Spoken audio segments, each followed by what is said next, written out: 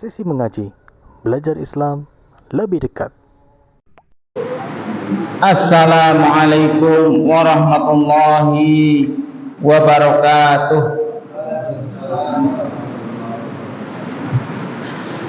Alhamdulillah, assalatu wassalamu ala rasulillah wa ala alihi wa ashabihi wa man walah wa man tabi'ahum bi ihsanin ila yaumil qiyamah. Qala Allah Ta'ala ya ayyuhalladzina amanu taqullaha haqqa tuqatih wa la tamutunna illa wa antum muslimun. Amma ba'd. Alhamdulillah, puji syukur kepada Allah Subhanahu wa Ta'ala atas semua nikmat karunia yang Allah limpahkan kepada kita sekalian. Tanpa nikmat dari Allah Subhanahu wa Ta'ala, kita tidak bisa berjumpa, tidak bisa bertatap muka di tempat yang dimuliakan Allah, di majlis yang siapapun yang hadir disebut-sebut oleh Allah Subhanahu wa Ta'ala, di suatu pertemuan yang mana para malaikat, ikan-ikan di lautan, semut-semut yang ada di lubang memintakan ampun kepada siapapun yang hadir di majelis ilmu. Kita katakan majelis ilmu karena apa yang akan kita sampaikan semuanya ilmu. Yang akan kita sampaikan adalah qala Allah, Al-Quran, wa qala Rasul sallallahu alaihi wasallam, ucapan Rasulullah sallallahu alaihi wasallam yang akan saya pertanggungjawabkan. Seandainya ada sesuatu yang saya sampaikan menyelisihi Al-Quran dan Sunnah, tolong disampaikan. Sampaikan kepada saya secara langsung atau SMS atau apapun. Kalau memang itu menyelisih Al-Quran dan Sunnah, sampaikan. Ataupun ada ucapan yang menyelisihi ijma, ataupun kaulnya sahabat, ataupun ucapannya satu ulama salaf yang menyelisih apa yang saya ucapkan, tolong sampaikan. Kenapa? Karena saya juga ingin mencari kebenaran. Semua orang ingin mencari kebenaran. Yang kita inginkan adalah kebenaran, bagaimana cara kita beribadah kepada Allah Subhanahu wa Ta'ala sesuai yang diajarkan oleh Rasulullah sallallahu alaihi wasallam. Sehingga marilah kita yang hadir khususnya untuk meniatkan kita datang ke majelis yang dimuliakan ini untuk benar-benar menuntut ilmu, benar-benar mencari ilmu, agar kita mendapatkan tambahan ilmu. Allahumma Rabbi zidna ilma. Ya Allah, tambahkan kepada kami ilmu, ilman nafi'ah, ilmu yang bermanfaat, ilmu yang akan memberatkan timbangan kita di akhirat, ilmu yang akan mendatangkan kebahagiaan dunia dan akhirat. Sehingga jika jamaah hadir di majelis ilmu ini kok justru tidak menenangkan hati, membuat hidup tambah kacau, menambah hidup tambah gelisah, jangan hadir di majelis ilmu ini. Ya. Karena ilmu yang bermanfaat, ilmu yang Allah turunkan dari Allah, baik Al-Quran ataupun Sunnah, pasti mendatangkan manfaat dunia dan akhirat. Dan ini majelis apapun, ya, bukan hanya majelis ilmu ini. Seandainya suatu saat jamaah mendatangi suatu majelis, di sana tidak mendatangkan manfaat,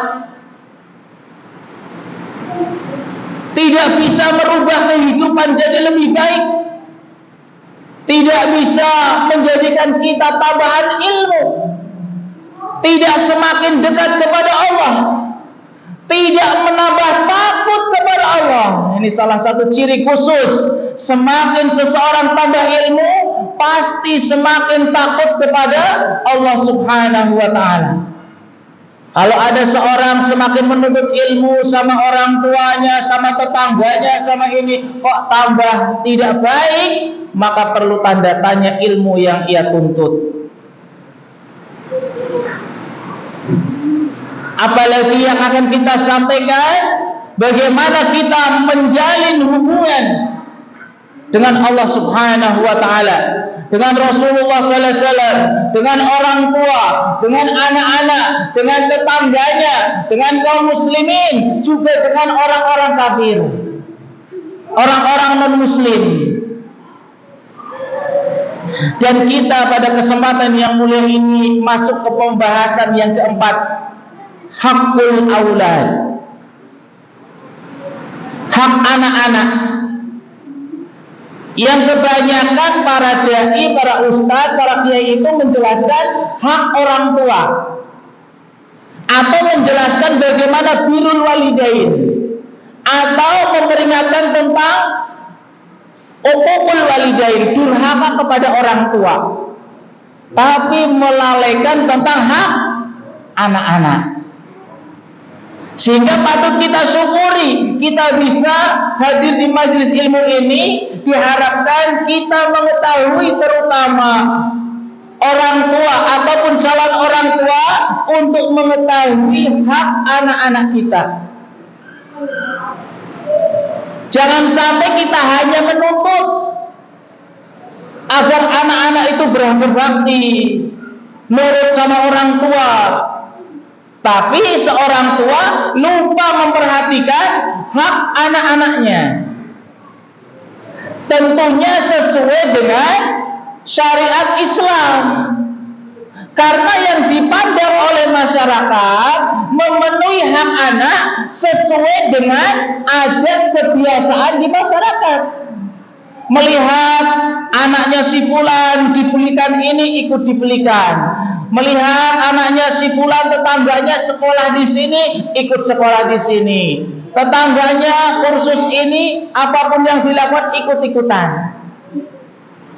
Karena selama ini yang diketahui oleh masyarakat, patokannya adalah kanan kirinya yang dilihat. Oleh karena itu kita sebagai seorang muslim, patokannya adalah syariat kita. Sehingga kita seorang muslim akan mendidik anak-anak kita sesuai dengan apa yang diinginkan oleh Allah dan Rasulnya sallallahu alaihi wasallam. Qala al-mu'allif rahimahullahu ta'ala, berkata Syekh Muhammad bin Shalih Al-Utsaimin rahimahullahu ta'ala, al-auladu tashmalul banina wal banat. Yang dinamakan anak-anak itu mencakup laki-laki dan perempuan sama saja. Wa huququl aulad katsiratun, dan hak anak-anak itu sangat banyak. Tapi di sini akan kita sebutkan di antara yang paling penting. Wa min ahammiha at-tarbiyatu, dan yang paling penting di antara yang penting di antara hak anak adalah at-tarbiyah, pendidikan. Pendidikan yang dimaksud adalah wa hiya tanmiyatud dini wal akhlaqi fi nufusihim, yakni pendidikan untuk mengembangkan agama dan akhlak mereka. Yang dimaksud pendidikan di sini adalah mendidik agama dan akhlaknya. Agama dan akhlak. Bagaimana tata cara sholatnya, bagaimana akidahnya, mengenal sunnah, akhlak sesuai sunnah, tata cara makan, minum sesuai sunnah. Ini akhlak agamanya. Ini yang paling penting, fi nufusihim, untuk ditanamkan di hati mereka, hatta yakunu ala janibin kabirin min dzalik, sampai dia cukup mendapatkan ilmu tersebut. Jadi untuk mengenalkan agama dan akhlak anak itu adalah tugas kedua orang tua. Bukan tugasnya para kiai, bukan tugasnya guru TPA, bukan tugasnya ustadz-ustadz di pondok, bukan. Yang utama adalah tugas kedua orang tua. Karena yang akan ditanya nanti di akhirat orang tuanya, bukan ustadznya. Karena tanggung jawab orang tua.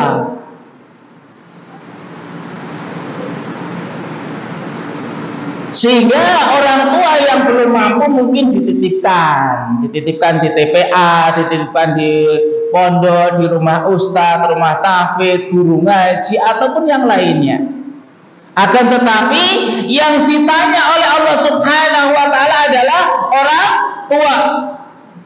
Qala Allah Ta'ala, Allah Subhanahu wa ta'ala berfirman dalam surat At-Tahrim ayat ke-6, ya ayyuhalladzina amanu, seruan khusus untuk orang mukmin, orang beriman. Karena kalau tidak beriman tidak bermanfaat amal, ya. Orang bukan mukmin beramal tidak bermanfaat walaupun muslim tapi tidak beriman, apa ada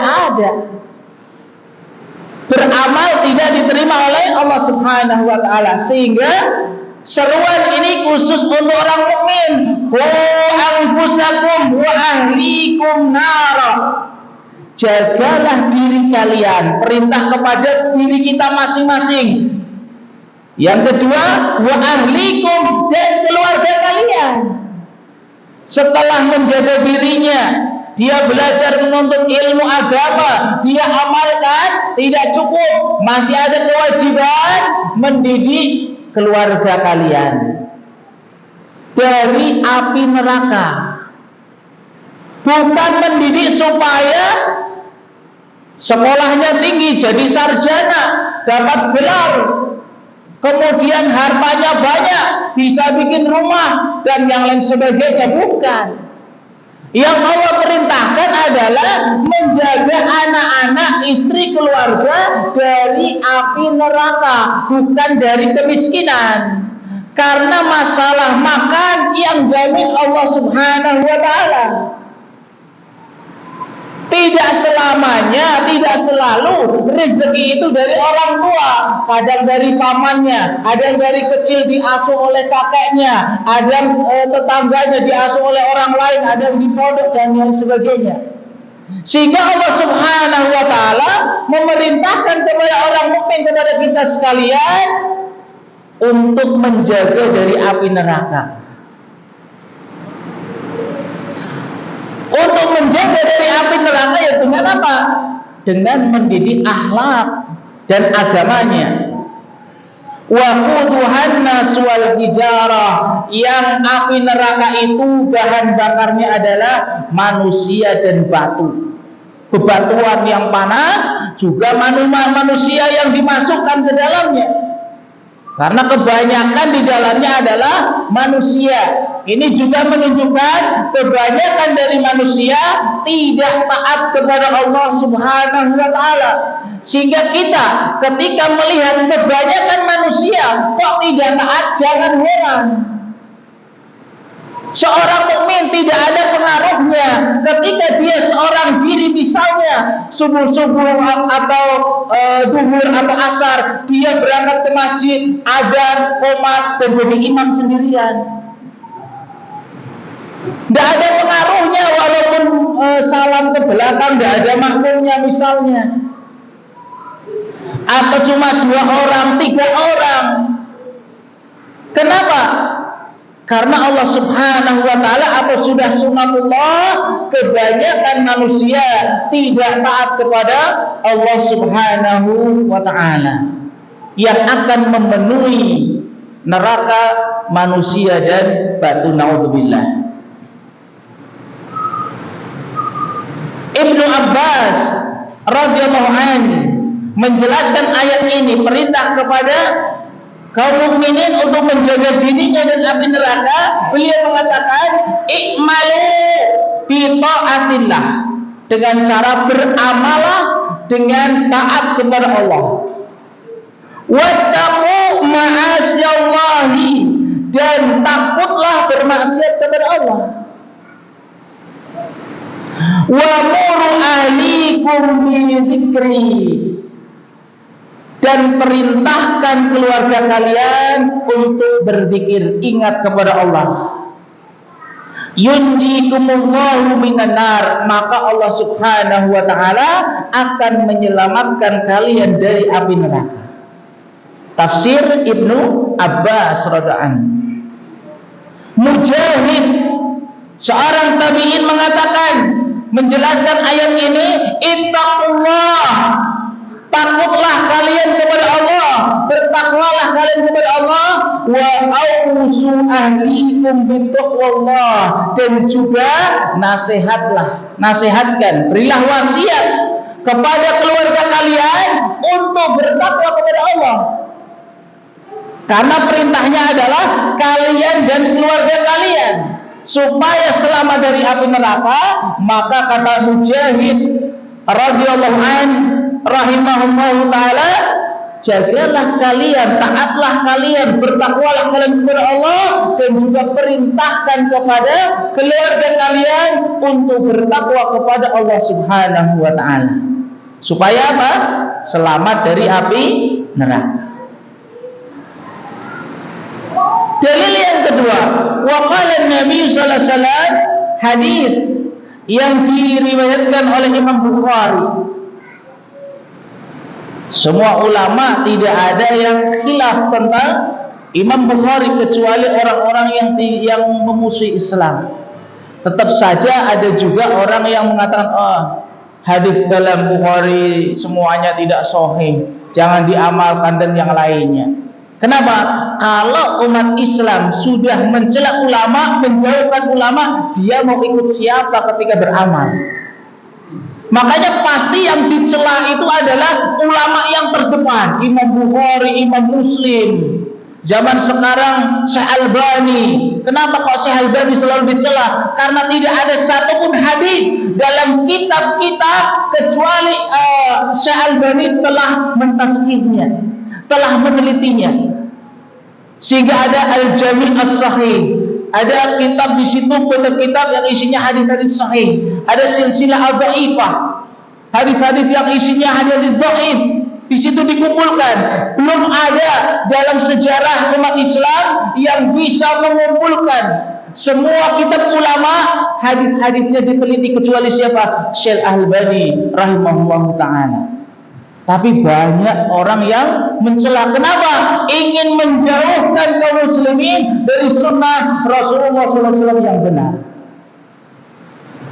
Ini yang harus kita pahami dalam beragama sesuai dengan tuntunan Rasulullah SAW. Rasulullah SAW bersabda, "Kullukum ra'in wa kullukum mas'ulun an ra'iyatihi." Setiap kalian adalah pemimpin. Jadi semuanya adalah pemimpin. Bukan pemimpin itu adalah hanya presiden, Pak Lurah, Pak Camat, bukan. Semuanya pemimpin, baik yang kaya ataupun miskin, pekerjaannya apapun, walaupun pekerjaannya hanya petani misalnya, adalah pemimpin. Kata Rasulullah sallallahu alaihi wasallam, "Wa kullukum mas'ulun an ra'iyatihi," dan kalian akan ditanya tentang kepemimpinan kalian. Warrajulu ra'in fi ahlihi wa mas'ulun an ra'iyatihi, dan seseorang adalah pemimpin bagi keluarganya. Minimal Rasulullah sallallahu alaihi wasallam menjelaskan kita itu pemimpin dalam keluarga. Dan nanti akan ditanya oleh Allah bagaimana kepemimpinan kita. Seorang laki-laki, seorang suami, bagaimana dalam memimpin? Apakah anaknya dididik? Apakah istrinya diingatkan ketika lalai, ketika mundur sholatnya, dan yang lainnya diingatkan? Atau kita diam saja? Akan ditanya oleh Allah Subhanahu wa ta'ala. Fal auladu amanatun fi unuqil walidaini, dan anak-anak adalah amanat yang dipikulkan di pundak kedua orang tua. Wa huma mas'ulani anhum yaumal qiyamah, keduanya akan ditanya pada hari kiamat tentang anak-anak mereka.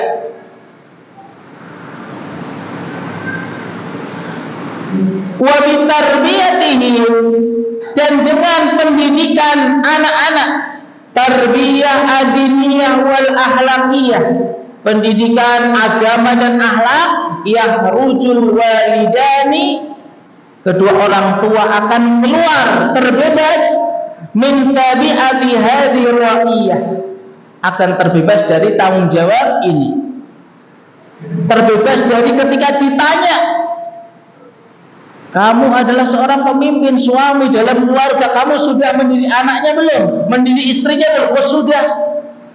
Tapi dia tidak mau melaksanakan. Ya udah, kamu terbebas tanggung jawab. Aman. Tapi kalau melihat anaknya, istrinya melakukan maksiat ataupun melenceng dari Al-Quran ataupun Sunnah, dia diam saja, terlebih lagi malah mendukung, naudzubillah, maka ya sudah akan ditanya dan memikul dosanya di akhir.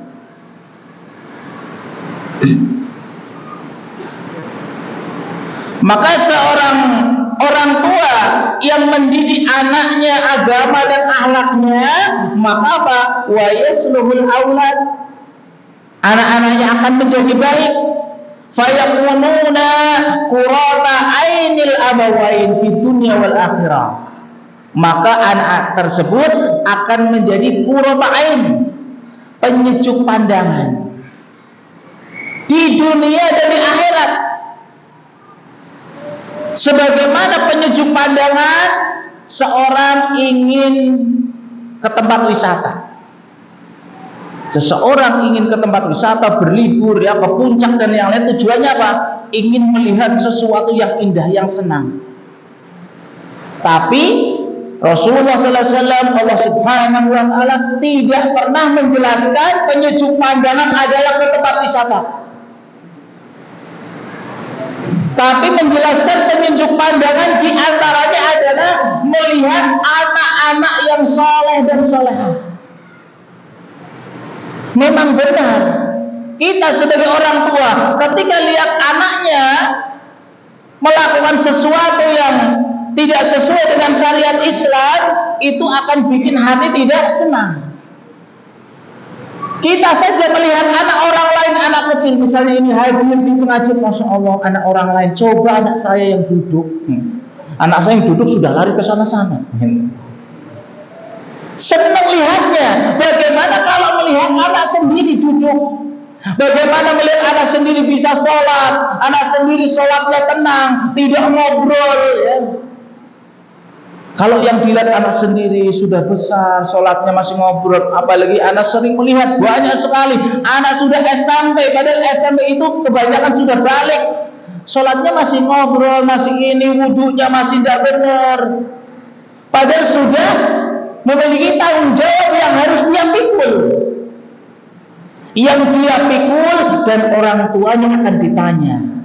Dididik tidak, diajari tidak, karena itu adalah hak anak untuk mendapatkan tarbiyah pendidikan dari orang tua.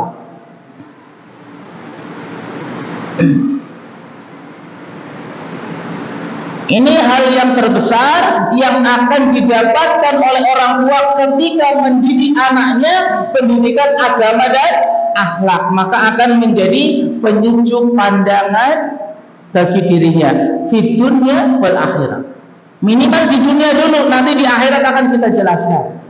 Minimal di dunia secara kenyataan, makanya kita harus kenyataan dilihat benar-benar supaya kita tambah yakin, oh iya, kalau anak saya baik, saya senang itu di dunianya, apalagi nanti di akhiratnya kita jelaskan.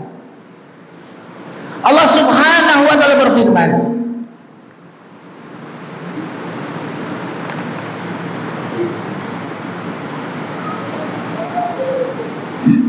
dalam surat At-Tur ayat 21 tentang keutamaan anak yang dididik oleh orang tuanya, pendidikan agama dan akhlaknya.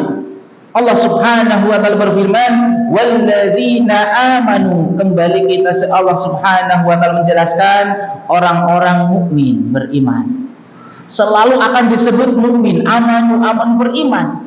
Makanya pembahasan kita di awal adalah tentang rukun iman, supaya tentang poin-poin tentang keimanan kita ketahui, kita amalkan benar-benar, kita menjadi orang mukmin, orang-orang yang beriman. Wattaba'atuhum dzurriyyatuhum, anak-anak mereka mengikuti. Nah, orang mukmin kemudian anak-anaknya mengikuti orang tuanya. Mengikuti apa?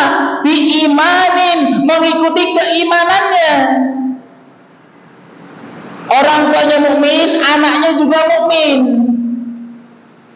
Mukmin di sini ya yang sudah kita jelaskan. Bagaimana seseorang menjadi seorang mukmin? Dia harus menuntut ilmu. Bagaimana poin-poin iman kepada Allah, iman kepada malaikat, iman kepada kitab, iman kepada Rasul, iman kepada hari akhir, kepada takdir. Kita amalkan semuanya poin-poin yang sudah kita jelaskan. Anak-anaknya juga.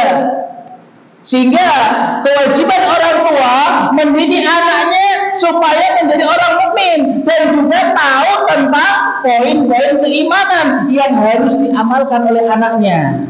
Maka ketika iman tersebut diikuti oleh anak-anaknya, alhaqna bihim dzurriyyatahum, akan kami pertemukan orang tua dengan anak-anak mereka. Wa ma'alatnahum min amalihim min syai', dan kami tidak akan mengurangi sedikit pun amal-amalan orang tua. Jadi anak-anaknya itu diangkat, dipertemukan, walaupun amalan anaknya ini tidak sesuai dengan amalan orang tua. Salah satu keinginan orang tua pasti ingin berjumpa dengan anaknya nanti di akhirat. Asal anaknya ini orang mukmin, nanti anaknya akan diangkat bersama orang tuanya. Bukan orang tua diangkat bersama anaknya, kebalik, tidak. Tapi yang mengangkat adalah orang tua mengangkat anak, bukan anak mengangkat orang tua. Kami akan pertemukan orang tua yang beriman dengan anak-anaknya, akan diangkat walaupun amalannya tidak sepadan. Untuk apa? Membahagiakan orang tua, menyempurnakan kesenangan orang tua di surga. Kullu mri'in bima kasab rahin, dan setiap orang itu akan terikat dengan apa yang dia amalkan. Apa yang dia lakukan akan dibalas sesuai dengan usahanya. Maka Allah Subhanahu wa ta'ala akan menyempurnakan bagi siapapun, terutama orang mukmin, disempurnakan pahalanya di akhirat dengan mempertemukan anak-anaknya walaupun tidak selevel dalam amalannya akan dipertemukan selama anaknya itu beriman. Selama anaknya beriman. Qala Ibnu Abbas, Abdullah bin Abbas radhiyallahu anhu juga mengatakan, "Innallaha la yarfa'u darajatal mu'min fi darajatihi." Sesungguhnya Allah Subhanahu wa ta'ala akan mengangkat derajat seorang mukmin di dalam derajatnya, wa in kanu dunahu fil amal, walaupun dia itu amalannya di bawahnya, di bawah orang tuanya. Lituqirra bihim ainahu, untuk apa? Untuk menyenangkan orang tua. Untuk menyenangkan orang tua. Ini tafsir dari Ibnu Abbas radhiyallahu anhu.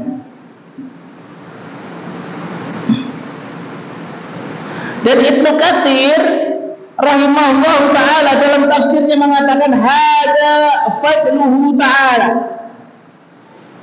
Ini merupakan karunia Allah Subhanahu wa ta'ala alal abna, atas anak-anak, bi barokati amalil aba, dengan barokah kedua orang tuanya. Ya, barokah kedua orang tuanya, karena orang tuanya yang bagus, yang amalannya ini, maka anak akan terangkat dengan barokah kedua orang tua. Amma fadluhu alal aba, adapun keutamaan anak atas orang tua, bi barokati doa, dengan barokah doanya anak. Jadi barokah yang akan didapatkan orang tua dari anak adalah dengan berdoa. Makanya dalam Al-Quran salah satu bakti anak kepada orang tua adalah dengan mendoakannya ketika meninggal dunia. Mendoakannya. Makanya apa, ketika di dunia seorang tua agar anaknya menjadi barokah, dididik agar bisa mendoakan dia. Makanya dengan cara mentarbiyah agama dan akhlaknya, yang kelak ketika dia meninggal dahulu anak-anak akan mendoakannya. Ini yang dinamakan barokah dari anak, bisa mendoakan. Adapun barokah dari orang tua kepada anak adalah anak terangkat nanti di akhirat. Ini yang dijelaskan oleh Ibnu Katsir rahimahullahu ta'ala. Dalam hadis yang lain, hadis yang diriwayatkan oleh Imam Bukhari dan juga yang lainnya, dan ini hadis yang masyhur, hadis yang terkenal, kaum muslimin, para dai pasti sering menyampaikan hadis ini. Rasulullah sallallahu alaihi wasallam bersabda, "Idza matal 'abdu inqata 'amaluhu illa min thalathin." Seseorang itu ketika meninggal dunia, ketika telah meninggal dunia, terputus amalannya. Tidak bisa beramal lagi, sudah tidak bisa sholat, tidak bisa sedekah, kecuali 3 hal. Yang pertama, sedekahun jariyah, sedekah yang mengalir, sedekah yang masih dimanfaatkan. Ketika kita sedekah kita masih dimanfaatkan, digunakan, maka terus mengalir pahalanya untuk masjid, untuk jembatan, ya, untuk lampu jalan. Selama lampu itu belum pedot, ya, berarti masih mengalir. Kalau lampunya sudah pedot, ya sudah pedot berarti. Kecuali dia wasiat kepada anaknya, ini saya titipkan uang sekian juta untuk kalau lampu itu mati nanti belikan terus. Ketika meninggal dunia uangnya masih untuk beli, berarti mengalir terus, ya.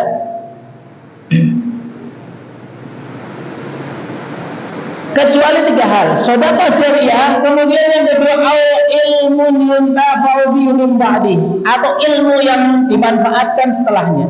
Ngajarkan ilmu, Iqra, PPA, ataupun ilmu dunia.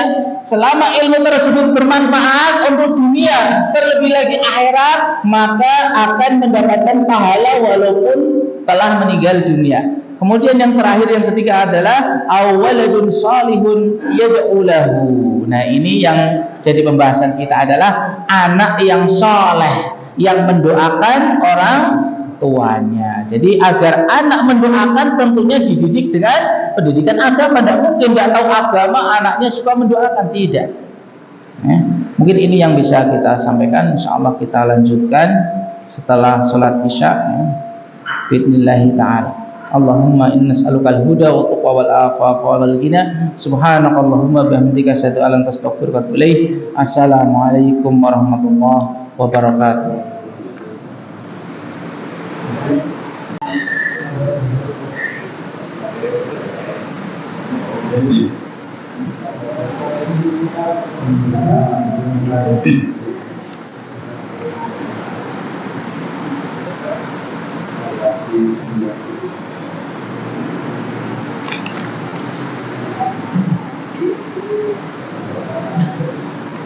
Assalamualaikum warahmatullahi wabarakatuh. Alhamdulillah hamdan katsiran thayyiban mubarakan fih kama yuhibbu rabbuna wa yarda. Asyhadu an la ilaha illallah wahdahu la syarikalah wa asyhadu anna Muhammadan abduhu wa rasuluhu la nabiyya ba'dah, amma ba'd. Jamaah kaum muslimin yang semoga dirahmati Allah Subhanahu wa taala. Kita lanjutkan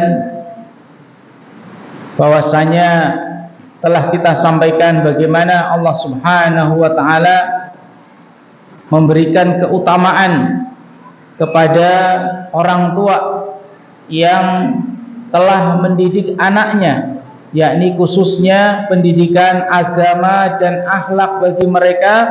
Dia akan mendapatkan kebahagiaan, terutama pahala dari Allah, balasan dari Allah yang disegerakan di dunia, ataupun pahala yang besar mengalir pahalanya walaupun telah meninggal dunia, diantaranya dengan doa anak yang soleh, dengan ilmu yang diajarkan kepada anak-anaknya. Misalnya ngajari Iqra, ngajari Al-Fatihah. Selama anak tersebut membaca Al-Fatihah, sholat, dia akan mendapatkan semuanya. Mendapatkan pahala sholatnya, mendapatkan pahala bacaannya, semuanya yang diajarkan kepada anak-anaknya, dan mengalir terus walaupun dia telah meninggal dunia. Akan tetapi kata Syekh Al-Utsaimin rahimahullah ta'ala, walaqad istahana katsirun minal walidaini bihadzal haq. Akan tetapi sungguh kebanyakan dari orang tua meremehkan akan hak ini. Seorang ulama itu ketika menilai, meneliti di masyarakat itu sesuai dengan kenyataannya. Sehingga ketika beliau menyebutkan kebanyakan orang tua meremehkan akan hak ini, kita lihat ke masyarakat. Benar tidak ucapan ulama itu? Dan benar nyatanya. Kebanyakan dari kita itu mementingkan yang lainnya, tidak mengutamakan bahwasanya mengutamakan pendidikan agama bagi anak-anaknya, akhlaknya. Bagaimana seorang anak mengetahui agamanya sehingga ketika tumbuh sampai besar dia tidak tahu tentang tata cara sholatnya, belum tahu tentang wudhu yang benar, sholat yang benar, bacaannya dan yang lainnya. Sehingga pun tidak sedikit kita mendapati seseorang yang ketika sholat tidak bisa, tidak hafal bacaannya, padahal sudah besar, sudah lulus SMA dan yang lainnya. Ini karena kebanyakan orang tua meremehkan akan pentingnya pendidikan agama bagi anak-anaknya. Fa'adau auladahum, mereka mengabaikan anak-anak mereka. Wa nasuhum, mereka melupakannya.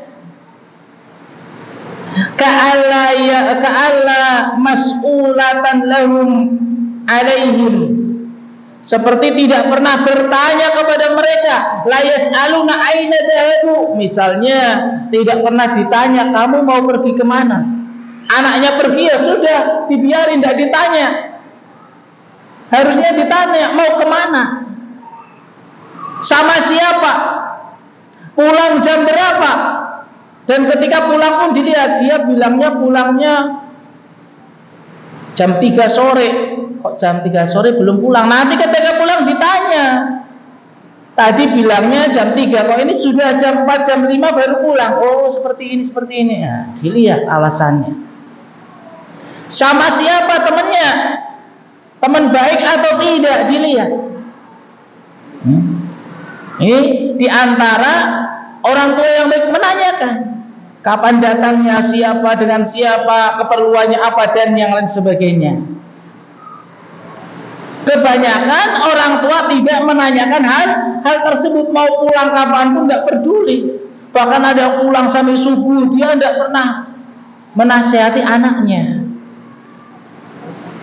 Wala yuwajjihunahum ila khairin, dan tidak mengarahkannya kepada kebaikan. Wala yanhaunahum an syarrin, dan tidak melarang ketika melakukan keburukan. Wa minal ajabi, dan yang paling menakjubkan, anna haula'i harisuna qulal hirsi ala amwalihim. Tapi yang menakjubkan Syekh, kebanyakan orang tua malah mereka perhatian, mengerahkan semua pikirannya, usahanya untuk hartanya. Lebih mengutamakan harta yang dimilikinya daripada anaknya, lebih menjaga hartanya daripada anaknya, lebih suka mengembangkan usahanya daripada pendidikan anaknya. Lebih ia jaga anaknya sampai tidak tidur supaya hartanya tidak kecurian, ya, disewakan satpam dan yang lainnya supaya tidak kecurian, ada CCTV. Sementara anaknya tidak pernah dilihat, ya, tidak pernah ditanya, tidak ada CCTV untuk anaknya. Lebih mementingkan hartanya. Ini kebanyakan orang tua yang disebut oleh Syekh Al-Utsaimin rahimahullah ta'ala. Padahal dalil-dalil yang sudah kita sebutkan, keutamaan pendidikan anak melebihi semuanya yang akan dia dapatkan.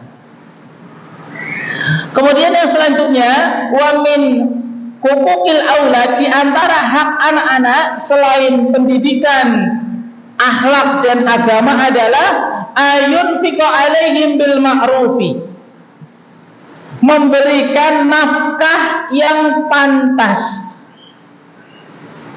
min ghairi israfin wala taksirin, tanpa berlebihan dan tanpa kurang.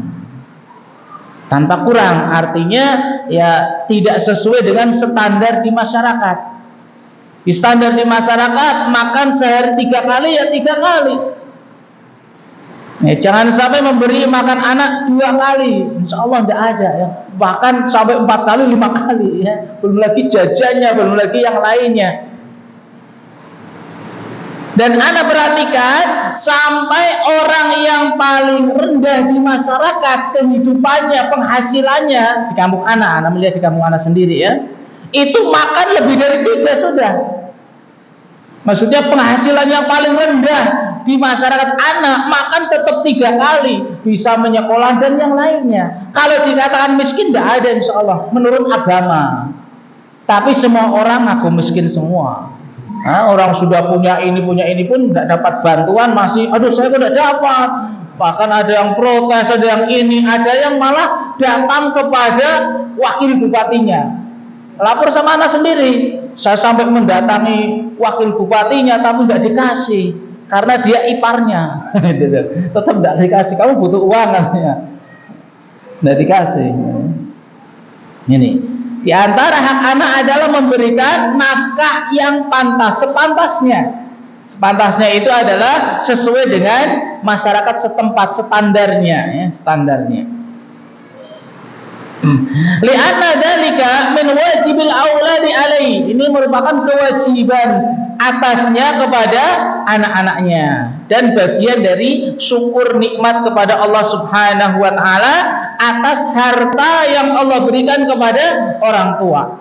Maka janganlah seorang tua itu mencegah atau menahan hartanya untuk anaknya. Kenapa? Karena memang ada orang tua yang memang pelit lah. Itu ada di zaman Rasulullah SAW. Tapi yang anak perhatikan kebanyakan malah weh-weh ya. Yang pelit ya sekian persen lah, sedikit. Tapi disebutkan di sini jangan terlalu pelit, jangan terlalu weh ya. Terlalu ngasih juga tidak boleh, pelit juga tidak boleh, pertengahan, sesuai sepantasnya, sesuai dengan kebutuhan anak jika mampu, itu pun jika mampu ya. Sesuai dengan kemampuan. Nah, di sini saya menjelaskan, mengingatkan bahwasanya jika orang tua memiliki harta yang lebih, jangan menahannya. Kenapa? Karena harta itu bagian dari titipan Allah Subhanahu wa ta'ala. Jangan sampai dia bakhil kepada anak-anak mereka untuk senantiasa mengumpulkan harta tersebut. Maka mau tidak mau atau lama-kelamaan pun harta tersebut pasti akan dilimpahkan kepada anaknya. Seberapa besar orang tua gigih menahan hartanya kepada istrinya, kepada anaknya, lama-kelamaan akan jatuh kepada keluarganya. Kenapa? Meninggal dunia. Kalau meninggal dunia tidak bisa ditahan, pasti akan diserahkan kepada anak dan istrinya. Oleh karena itu semasa hidupnya, kenapa dia harus bakhil? Kenapa harus menahan hartanya? Kenapa harus memilih hartanya daripada anak-anaknya? Ini terutama khusus bagi kedua orang tua yang mereka memiliki harta yang banyak, yang menahan atau terlalu menahan hartanya untuk anak-anaknya tidak memenuhi kebutuhan standar di masyarakat. Kemudian hak yang selanjutnya, hak yang ketiga, wa min huquqil aulad alla yufaddila ahadan minhum ala ahadin. Nah, ini juga penting ya. Ini yang banyak terjadi pertengkaran antara anak dengan orang tua, anak dengan anak ya. Ini karena tidak memenuhi hak anak ya. Ini apa? Di antara hak anak adalah tidak mengutamakan salah seorang dari mereka. Orang tua tidak boleh pilih kasih. Karena kalau kita perhatikan terjadi ini, kebanyakan orang tua memilih di antara anak-anaknya. Yang anak ini disekolahkan yang sampai tinggi, yang ini tidak. Yang ini dilalaikan, diasingkan, dan yang lainnya diperlakukan beda. Kenapa? Karena dia lebih pintar. Karena dia kalau diperintah mau, ini yang diperintah tidak mau, dan yang lainnya. Dalam hak tetap harus sama. Walaupun perlakuannya berbeda. Walaupun perlakuan anak kepada orang tua ada yang baik, ada yang buruk, namanya hidayah itu beda-beda di antara anak. Ada yang dikasih kepintaran, ada yang tidak. Nanti suatu saat ada yang kaya, ada yang miskin. Akan tetapi orang tua ketika memberikan hak kepada anak harus sama. Harus sama. Fil ataya, misalnya di dalam pemberian, di dalam hadiah. Fala yu'ti ba'da auladi syai'an wa yahrumul akhar. Jangan sampai memberikan hadiah kepada sebagian, sebagiannya tidak dikasih. Ada yang dikasih rumah, ini tidak. Ada yang dikasih motor, ini tidak. Ada, dan yang sebagainya. Fa inna dzalika minal jur, karena itu termasuk kecurangan, wa dzulmi, dan kedzaliman. Wallahu la yuhibbudz dzalimin, dan Allah tidak menyukai orang-orang yang zalim, orang-orang yang tidak adil.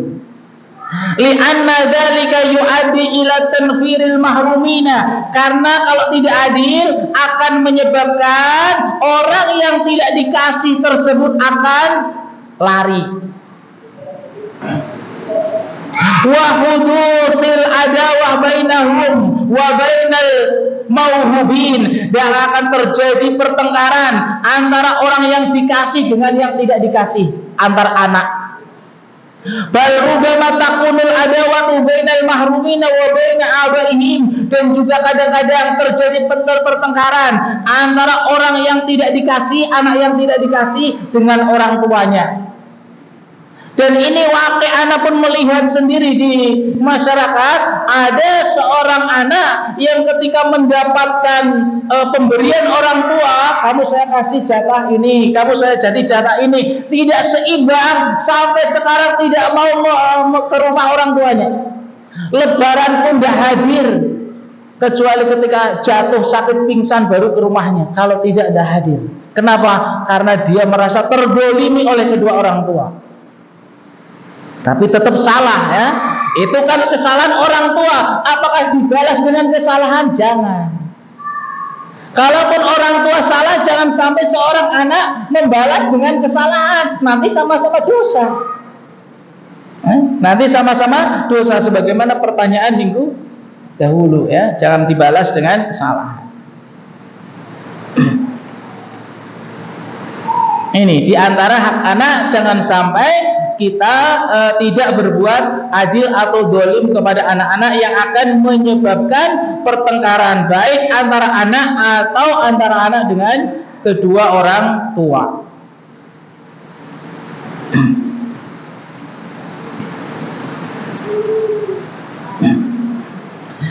Syekh juga menyebutkan di antara kejelekan atau hal yang akan ditimbulkan orang tua yang pilih kasih adalah akan menyebabkan orang atau anak yang dikasih tersebut akan ujub. Jika ada anak misalnya diperintah manut ini manut, terus dikasih hadiah, yang lain tidak, itu akan menyebabkan ujub kepada anak yang baik malah. Ini sisi buruknya. Justru anak yang baik ini kalau dididik seperti itu, ketika melakukan kebaikan dikasih hadiah, dikasih ini, diistimewakan, lama-lama akan tumbuh rasa ujub, saya itu orang yang berbuat baik kepada orang tua. Nah, dan Allah Subhanahu wa ta'ala dikhawatirkan karena ujubnya tersebut akan membolak-balikan hatinya. Karena hidayah di tangan Allah. Orang yang tadinya baik akan disesatkan, justru orang yang sesat akan jadi baik, karena Allah Subhanahu wa ta'ala yang membolak-balikan hati. Maka di antara keburukan, sisi buruknya orang tua pilih kasih kepada anak, justru orang yang berbuat baik justru nanti akan jadi apa?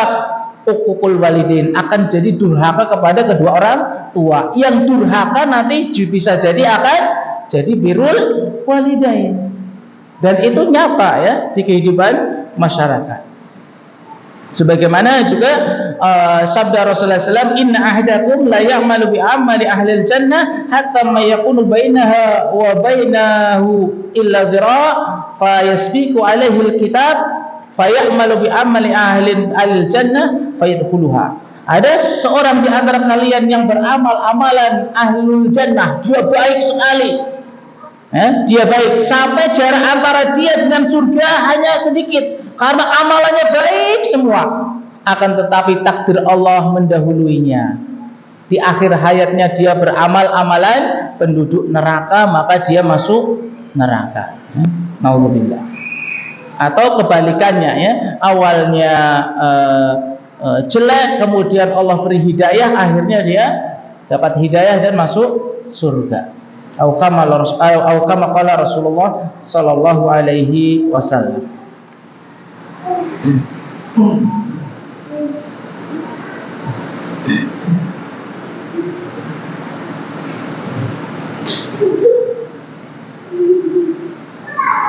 Akan tetapi Syekh di sini menyebutkan bahwasanya memberikan sesuatu kepada anak boleh berbeda sesuai dengan kebutuhannya. Sesuai dengan kebutuhan, tentunya kebutuhan anak-anak dengan anak yang lebih dewasa itu berbeda.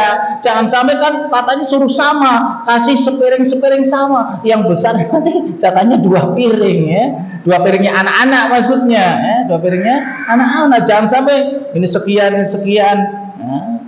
ya, harus sama, harus dikasih semua sesuai dengan kebutuhannya. Misalnya anak ini butuh sepeda motor untuk sekolah, sesuai dengan kebutuhannya. Bukan berarti yang bayi juga harus dikasih sepeda motor gitu ya.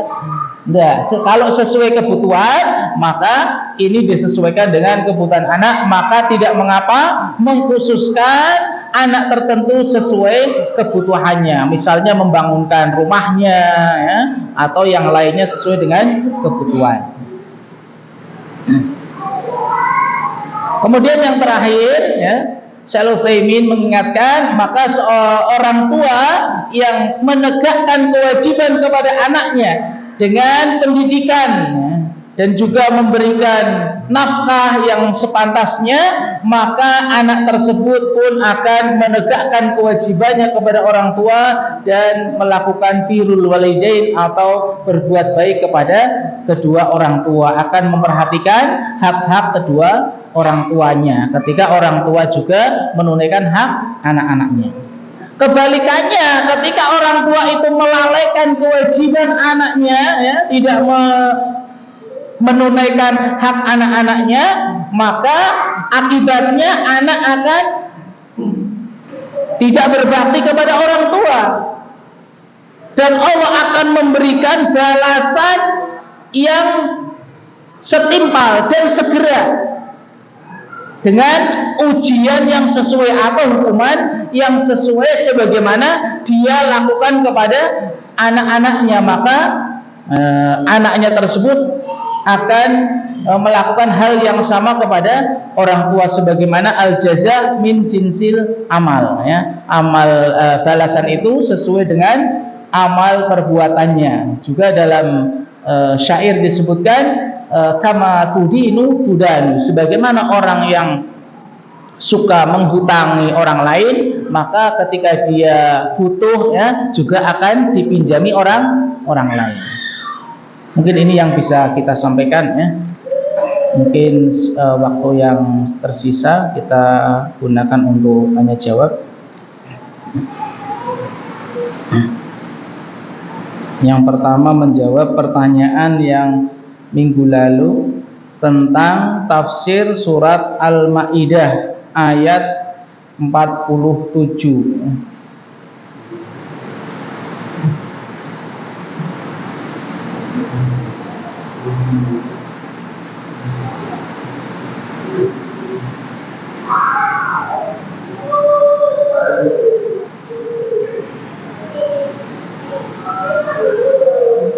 Al-Maidah ayat 47. Qala Allah Ta'ala, Allah Subhanahu wa taala berfirman, wal yahkum ahlul injili bima anzalallahu fi, dan berhukumlah ahlul injil, yakni orang-orang yang agama Nasara, maksudnya adalah orang-orang Kristen ya.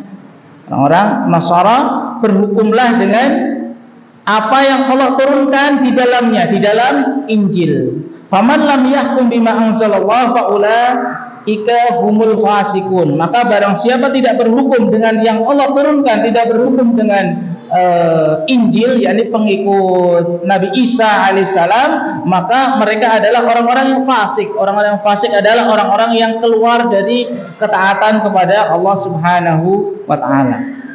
Ini tafsirnya seperti itu. Mungkin yang ditanya apanya ini ya? Alam. Ini tafsir ayat tersebut ya, agar orang-orang Nasara, kaumnya Nabi Musa itu berhukum dengan Injil ya, berhukum dengan Injil yang Allah turunkan di dalamnya. Kalau tidak, maka mereka termasuk orang-orang yang keluar dari ketaatan Allah Subhanahu wa ta'ala. Dan ini berlaku di zamannya ya, ketika diutus Rasulullah SAW, tentunya mereka harus tetap mengikuti syariat yang dibawa oleh Rasulullah SAW, yakni Al-Quran.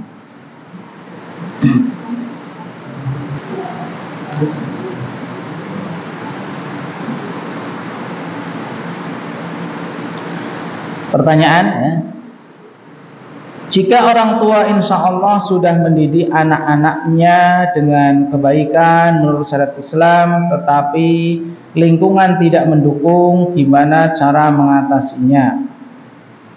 Jika saya selaku orang tua melarang anak keluar, nanti anak tidak bersosialisasi. Ini juga diantara pengaruh ya, pengaruh akhlak seorang anak, bukan hanya anak ya, orang tua juga terpengaruh lingkungan. Nah, kita juga terpengaruh dengan lingkungan, makanya kita menguatkan diri dengan menuntut ilmu. Fondasi kita kuat, mau lingkungannya apa saja insya Allah kuat. Begitu juga anak, ketika kita didik fondasinya kuat, lingkungan apa saja insya Allah kuat. Makanya ketika pulang ya dididik terus. Jangan sampai didiknya seminggu sekali ya. Setiap pulang dididik. Mau kemana anak? Bermain ini. Diperingatkan kalau bermainnya dengan anak yang tidak bagus, diingatkan. Itu teman kamu itu ke masjid tidak? Kalau ke masjid tidak apa-apa. Tapi kalau tidak ke masjid, kamu main sama dia, ya pulang. Cari teman yang baik ya, teman yang ini ya. Lah temannya cuma itu. Ya kalau bermain pokoknya waktu sholat pulang, minimal itu ya. Pokoknya diingatkan terus tentang temannya, waktu bermain juga ya.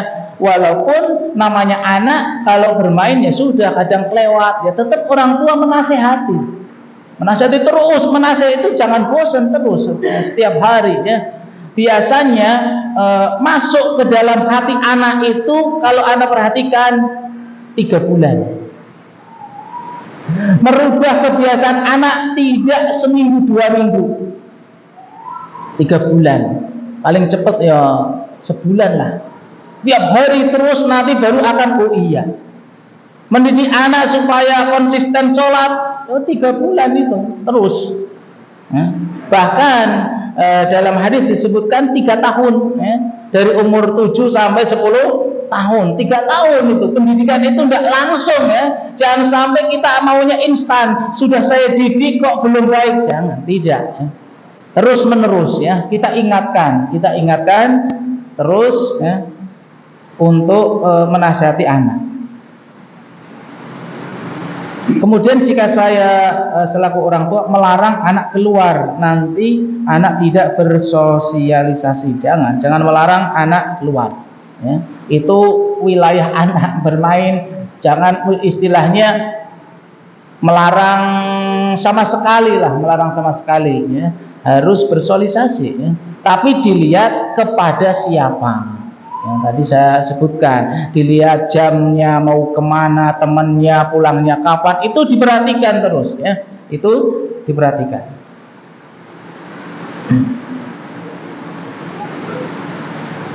Pertanyaan yang selanjutnya, sholat berjamaah bagi laki-laki kan wajib. Saya selalu menyuruh anakku berjamaah di masjid, sedangkan anak saya kalau berjamaah selalu bercanda sama teman-temannya. Dan orang-orang yang berjamaah melarang anakku datang ke masjid. Bagaimana saya sebagai orang tua menyikapinya? Ini pendidikan. Karena ya kita belum mendidik anak, masih kurang pendidikannya ya. Mendidik anak sebagaimana dalam hadis itu apa? Muru auladakum bisalah, perintahkan anak kalian sholat bisra'i sinin, ketika umur 7 tahun. Wadribuhu bi asyri sinin, dan boleh memukul ketika sampai umur 10 tahun. Berapa tahun? 3 tahun. Jangan sampai kita sudah menasihati anak baru seminggu kok enggak baik-baik. 3 tahun ini sudah kita belum selama 3 tahun konsisten mendidik bacaannya, ininya ya, menasihati bahwa rukun ya. Jangan sampai kita yang menasihati anak enggak tahu rukun sholat, enggak tahu wajib sholat. Kita jelaskan, anak yakin anak itu enggak tahu rukun sholat, bahwasanya dia ngomong itu membatalkan sholat juga belum tahu. Mungkin rukun sholat itu ini, mulai takbir, baca al-fatihah, ketika sholat jangan goyang-goyang, jangan bicara, itu nanti batal. Dijelaskan, dan menjelaskan jangan sekali.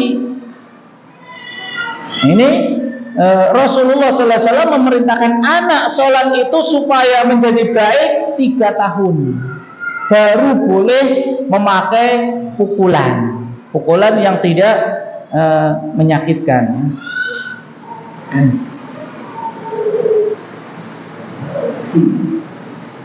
Kalau anak ke masjid misalnya masih bercanda apa dilihat ya. Kalau terus-menerus di rumah dulu sebelum kamu bagus di masjid daripada mengganggu jamaah, kamu di rumah dulu yang tertib. Kalau sudah tertib baru saya bolehkan. Kemudian yang kedua, kalau ke masjid orang tua mendampingi. Sama anak-anak sudah kelas 6 pun kalau sama temannya mungkin masih senggol-senggolan. Dan selalu saya ingatkan, tapi saya ingatkan nanti di rumah, jangan di masjid ya. Kalau di masjid mengedonkan mental anak di hadapan orang. Jangan selalu memarahi anak atau keluarga di hadapan orang lain. Kecuali darurat, ini sudah terlalu parah ini kayaknya harus saya hentikan walaupun umum. Tapi jangan jadi kebiasaan, harus di rumah. Di rumah supaya anak paham ini tidak boleh ya, difahamkan. Itu tidak sekali dua kali, setiap ke rumah ditarbiyah terus. Ke masjid itu kita melihat anak, ketika salam melihat anak. Jangan sampai anaknya di sana, kitanya di sini, nggak tahu sholatnya anak di sampingnya, sehingga kita tahu gerakan anak bagaimana. Ketika pulang, tadi kamu sujudnya belum benar, ininya belum nempel, harus nempel. Nah misalnya, ketika wudu juga dilihat, jangan sampai bertahun-tahun kita belum tahu wudunya anak. Dicek, ketika anak ke kamar mandi, anak pernah ngecek anak wudu itu kaki itu dicemplungkan ke ember gitu kan. Harus kan digosok-gosok, itu langsung cemplung, angkat lagi. Tapi dalam satu madzhab boleh, yang penting terbasuh sah, tapi tidak sesuai sunnah, harus 3 kali kemudian dibasuh. Kalau cukup sah, biar cepat cemplung ke ember, angkat sih. Masya Allah, ini ditarbiyah itu bukan sekali 2 kali, walaupun sudah dinasihati tetap diulang lagi. Terus diingatkan ya. Maka insya Allah lama kelamaan akan berubah, tentunya juga dengan doa. Berusaha, doa, serahkan ke Allah. Ketika sudah berusaha berdoa, segala macam cara sudah ini kok belum bisa, sudah, itu hidayah di tangan Allah. Beban kita selesai.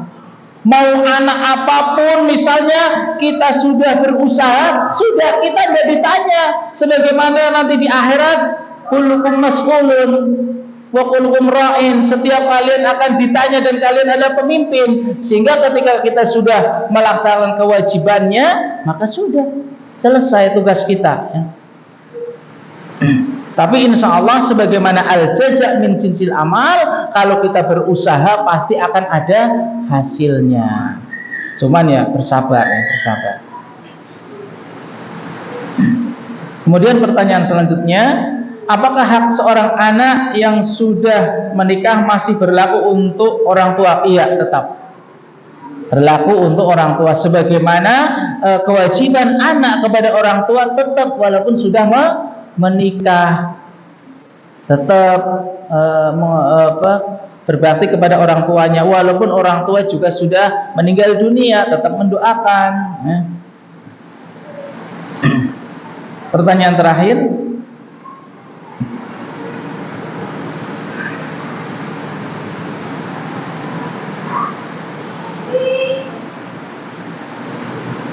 anak angkat kalau orang tuanya meninggal, apakah tidak terputus amalannya ketika dia mendoakan orang tuanya? Doa itu tidak terikat dengan hubungan, ya. Doa itu tidak terikat dengan hubungan kekeluargaan. Ini anak-anak ini tidak kenal saya tidak kenal anak-anak mendoakan saya sampai kalau meninggal dunia. Ini doa antar kaum muslimin, walaupun tidak kenal sampai berdoa itu sampai. Apalagi dia pernah mendidiknya anak angkat, ya. Anak angkat itu berarti kan dia pernah mendidik, ya. Dia akan dapat pahalanya, pahala didikannya. Ya, ini apa? Amal soleh. Ya. Amal soleh atau ilmu yang bermanfaat yang diajarkan kepada anak angkat akan tetap mengalir walaupun meninggal dunia. Adapun doa siapapun, baik anak angkat, anak sendiri, tetap bisa sampai. Wallahu a'lam. Cukup? Ada yang lain? Mungkin ini yang bisa kita sampaikan ya. Semoga bermanfaat. Insya Allah di pertemuan mendatang akan kita sampaikan hak yang kelima, yakni hak karib kerabat ya. Dan perlu kita ketahui bahwasanya akan kita sampaikan hak-hak semuanya, bahwasanya Islam ataupun yang kita ajarkan adalah untuk memenuhi hak yang lainnya, bukan hanya hak Allah, hak Rasulullah SAW, tapi hak tetangga. Bahwasanya Islam atau yang kita ajarkan itu semuanya memenuhi hak yang lainnya. Kalaupun misalnya ada tuduhan-tuduhan kepada kita, yang diajarkan apa ya? Kita mengajarkan hak tetangga, kita mengajarkan hak anak, hak orang tua, bahkan hak orang kafir, bahkan nanti hak pemimpin ya, yang mana tuduhannya itu berbanding lurus. Ada yang menuduh tidak NKRI, menuduh misalnya teroris, misalnya yang lainnya. Bahkan nanti akan kita sebutkan di antara akidah kita kepada penguasa, walaupun penguasa itu mengambil harta kita, kita tetap diperintahkan untuk as-sam'u wa ta'ah, dengar dan taat. Dengar dan taat. Makanya nanti akan kita sebutkan hak karib kerabat, hak tetangga, bagaimana kita mengajarkan menunaikan hak tetangga kita, walaupun misalnya tetangga zalim, orang yang mengenal sunnah harus tetap bersabar. Harus tetap bersabar. Bagaimana orang yang memiliki akidah seperti ini dituduh berbanding lurus, teroris macam-macam, kepada non muslim saja kita disuruh menjaga. Bagaimana dituduh akan teroris? Jadi tuduhannya itu salah sasaran, walaupun sama casingnya, tapi beda akidahnya. Makanya ngaji itu penting. Jangan sampai melihat menilai itu dohirnya seperti ini, panjang cingkrang, istrinya cadaran. Wah ini casingnya sama, akidahnya beda ya, akidahnya beda. Ini yang harus difahamkan kepada masyarakat, dan kita mendoakan mereka semoga mereka benar-benar memahami syariat dengan benar, dan kita diberikan kesabaran untuk tetap berjalan di atas sunnah Rasulullah sallallahu alaihi wasallam. Allahumma inna nas'alukal huda wa tuqa wal afafa wal ghina. Subhanakallahumma bihamdika asyhadu an la ilaha illa anta astaghfiruka wa atubu ilaik. Assalamualaikum warahmatullahi wabarakatuh.